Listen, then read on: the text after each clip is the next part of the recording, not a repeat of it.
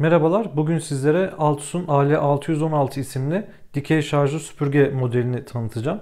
Gördüğünüz gibi şurada hemen ön tarafta ledleri olduğunu görebiliyoruz.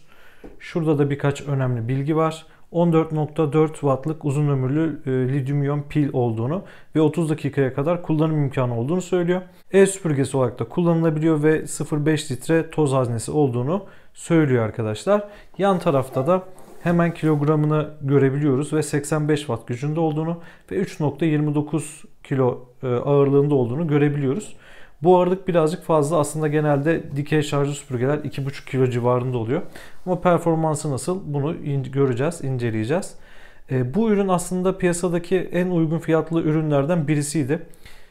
Kasım sonunda Aralık başı gibi 800'lü bir fiyattan satın almıştık. Ama hala incelemesini yapmak fırsat olmamıştı. Şu an fiyatı 2000 lira kadar çıkmış ama takip ederseniz arada 1400-1300 gibi fiyatlara da düştüğünü gördüm. Muhtemelen o fiyatlardan da alabilirsiniz. Şimdi hemen kutunun içeriğine bir bakalım. Ürünün kutusu da zaten alışageldiğimiz süpürge kutularından bir miktar daha küçük. İçinden çıkan şeylere de bakalım. Burada hemen kullanım kılavuzunu da görüyoruz. Bu kullanım kılavuzunu da sizin için inceleyeceğim. Burada bir kutu var.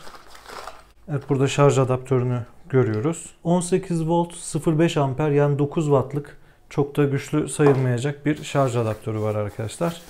Bu normal kullanımda tercih edeceğimiz başlığı. Ekstra başlık olarak ne var şu an hatırlamıyorum. Gördüğünüz gibi ledler de burada ön tarafa dizilmiş durumda. Kutudan çıkardığımızda da şöyle kıvrılmış şekilde ürün bizi karşılıyor.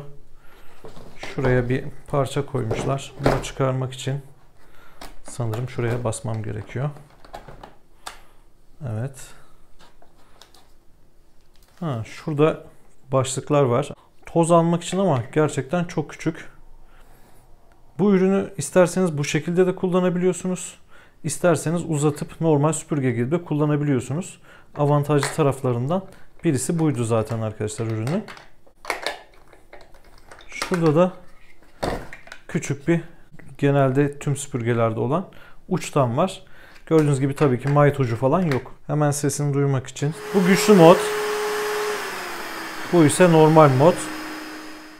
Üzerinde iki tane tuş var. Bunların birisi açma kapatmaya, birisi de modlar arasında geçiş yapmaya yarıyor. Birisi güçlü mod, birisi normal mod. Şu parçadan şunu çıkartmak için de şu düğmeyi kullanıyorsunuz.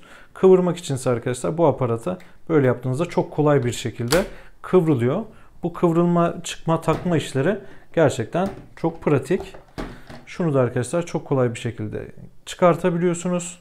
Şuna bastığınızda da buradaki toz haznesini alıyorsunuz. Gerçekten kullanımı inanılmaz pratik.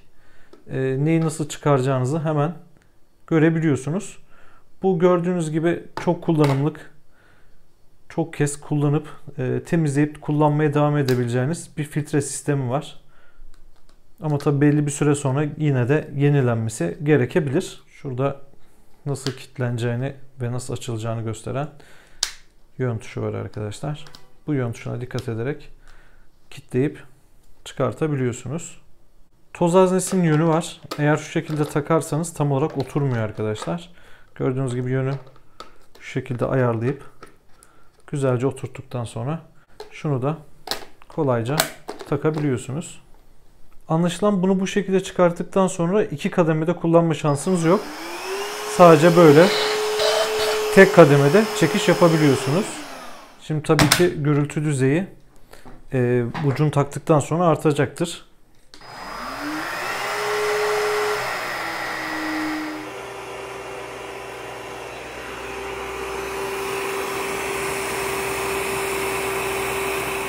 Kutunun içinden bir de şöyle bir poşetin içinde 2 dübel, 2 vida ve şöyle bir parça çıkıyor arkadaşlar. Bu parçada anladığım kadarıyla bu şarj ucunu yerde aramak yerine yukarıda şöyle tepeye sabitleyebileceğiniz bir yer yapılmış. Tabii kullanımın çok pratik olduğunu söyleyemem. Dikey şarjlı süpürgelerde duvar adaptörlerine takıldığı anda şarj olanlar çok daha pratik oluyorlar. Süpürgeyi doğru açıyla kaldırdığınızda şu şekilde Bakın şuraya dikkat etmeniz lazım. Şurada bir çıkıntı var. Bu çıkıntı yerine oturduğunda süpürge dik bir şekilde durabiliyor. Mesela şarj girişi de burada. Duvarda bu yükseklikte bir yere o parçayla sabitleyerek şarj işlemini birazcık kolaylaştırabilirsiniz. Ürün şarj olurken üstünde gördüğünüz şu kırmızı ışık yanıp sönüyor. Şarjın ne durumda olduğunu gösteren herhangi bir gösterge yok. Kullanım kılavuzundaki teknik verilerde gücün 85 Watt olduğu, şarj süresinin 4-5 saat olduğu ve maksimum güçte çalışma süresinin 17 dakika olduğunu söylüyor arkadaşlar. Tabi burada normal kullanım süreleri birazcık daha farklılık gösterebilir. Yine kitapçıkta filtre yuvasını ve içindeki filtreyi akan suyun altında temizleyebileceğinizi söylüyor. Sadece el süpürgesinin gövdesini yumuşak bir bezle silin demiş arkadaşlar.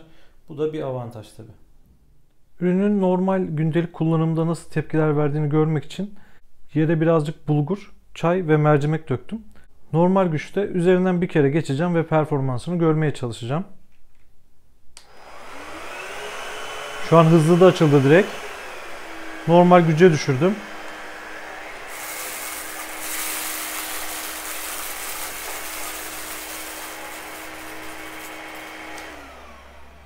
Evet, bir geçişte bile bayağı bir topladığını söyleyebilirim.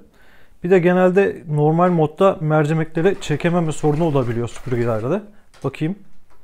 Yani şaşırtıcı bir şekilde o kırmızı mercimekleri bile haznesine kadar çekebilmiş. Tabi bunda haznenin çok yakında olmasının etkisi olabilir arkadaşlar. Bazı modellerde, burada borulu modellerde borudan yukarı çekmesi gerektiği için bunu başaramayabiliyor. Ama bakın normal güçte bile mercimekleri buraya topladığını görebiliyoruz. Şimdi bir kez de güçlü modda üzerinden geçeceğim.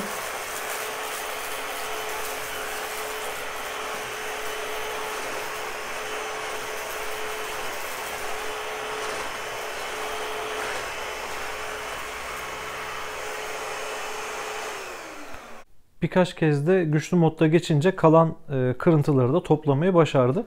Gerçekten bu testi ben başka süpürgelerle de yaptım arkadaşlar. Bence fiyatını göz önüne aldığınızda şu ana kadar fena gitmediğini söyleyebilirim. Ürün aslında bizim değil, annem için aldığım ürünlerden birisi. Ama size daha iyi bilgiler verebilmek için bir süre ben kullanacağım. Deneyimlerim sonrasında videonun bu kısımdan sonrasını tekrar düzenleyeceğim. Ürünü söylediğim gibi bir süre kullandım ve yeni artılar eksiler fark ettim. Bunları sizinle paylaşmak istiyorum. Öncelikle özellikle bitmeye yakın sesin değiştiğini söyleyebilirim. Yani sanki böyle gücü azalıyormuş gibi. Hatta sadece bitmeye yakın değil, normalde de gücü çok stabil gelmiyor insana. Artık o tozla ilgili tıkanmadan mıdır nedir bilmiyorum ama seste bir değişiklik hissediyorsunuz ve bu biraz size verdiği güven duygusunu sarsıyor. Şu kısmın ince olması gerçekten iyi olmuş arkadaşlar. Hem içinde yeterli güçte bir fırça var. Yeterli hızda da dönüyor. Hem de ince ve diğer denediğimiz şarjlı süpürgelerin girmediği yerlere bile girebiliyor. Dolum süresi kitapçığında 4-5 saat diyordu ama benim deneyimlerime göre 4 saat olmadan 3 saat 45 dakika 50 dakika gibi bir sürede doldu. Ve tam güçte kitapçığında 17 dakika çalıştığı yazıyordu. Tam güçte arkadaşlar benim ölçümlerime göre yine 20 dakikanın üzerine çıktığını söyleyebilirim.